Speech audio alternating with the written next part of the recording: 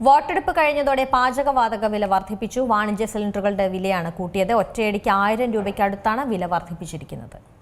ഗാർഹിക സിലിണ്ടർ വിലയിൽ മാറ്റമില്ല. 19 കിലോഗ്രാം വാണിജ്യ സിലിണ്ടറിന്റെ വില 993 രൂപയാണ് വർദ്ധിപ്പിച്ചത്. ഇതോടെ സിലിണ്ടർ വില 3000 കടന്നു. 3085 രൂപയാണ് കൊച്ചിയിലെ പുതിയ വില. തിരുവനന്തപുരത്ത് 3106 രൂപയും കോഴിക്കോട് 3117.5 രൂപയുമാണ്.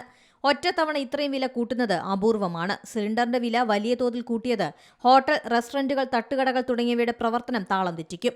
പ്രവർത്തന ചെലവ് കുത്തനെ കൂട്ടുന്നതിനാൽ ഭക്ഷണ വിഭവങ്ങളുടെ വില കൂട്ടാനും സാധ്യതയുണ്ട്. ഇത് സാധാരണക്കാരന്റെ ബജറ്റിനെയും ബാധിക്കും.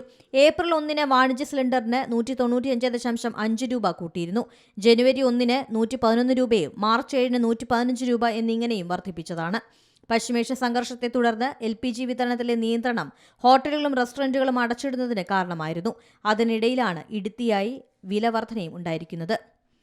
News desk C Malayalam news. ഏറ്റവും പുതിയ വാർത്തകളും വിശേഷങ്ങളും വിരൽത്തുമ്പിലറിയാൻ സി മലയാളം ന്യൂസ് എല്ലാ ഡിജിറ്റൽ പ്ലാറ്റ്ഫോമുകളിലും ലഭ്യം.